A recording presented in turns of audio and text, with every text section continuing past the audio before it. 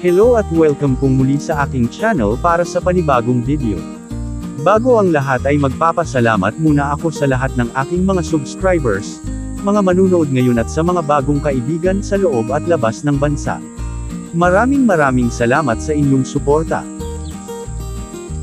Ang episode natin ngayon ay mag-harvest po kami ng saging. Pero bago po iyan ay tinitingnan ko muna ang puno ng abokado dahil nagsisimula ng mamulaklak at may mga bunga na. Hindi lang natin makita dahil maliliit pa at nasa itaas na bahagi ng puno.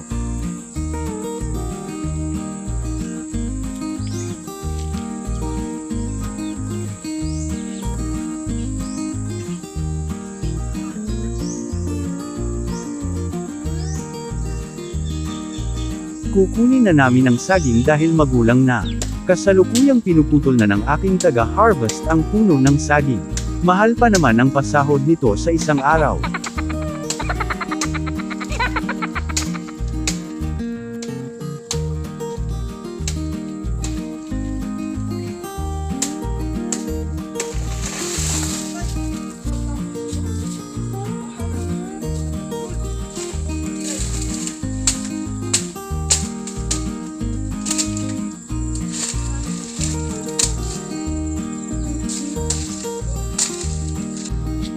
Ang lalaki ng mga bunga at masarap po ito kapag nahinog na.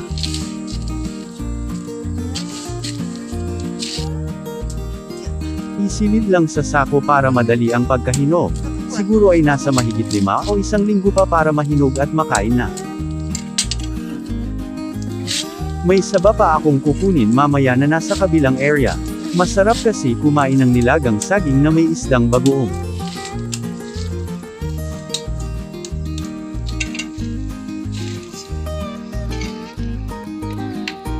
Ito na ang saba pero sa kasamaang palad ay may sakit ang puno. Kapag ganito parang may itim-itim sa tangkay o sa sanga ay sira ito pati na ang mga bunga, buksan ko lang ang iba para makita ninyo ang laman.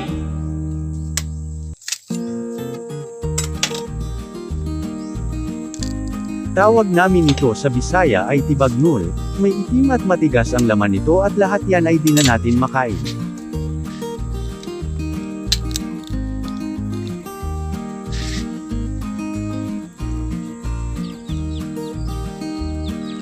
Para mapakinabangan ay ibigay natin sa mga alagang manok.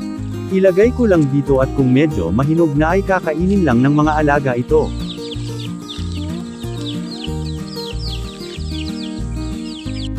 Dahil gusto naming kumain ng nilagang saging ay ito na lang ang lulutuin. Nakatikim na ba kayo nito? Ilaga lang hanggang sa maluto at kailangan maluto talaga dahil kung hilaw ay parang may pait. Luto na ang saging at kain na po tayo. Pumili lang kung anong ipares sa saging, margarine na may asukal, bagoong o bagoong isda na may suka at sili.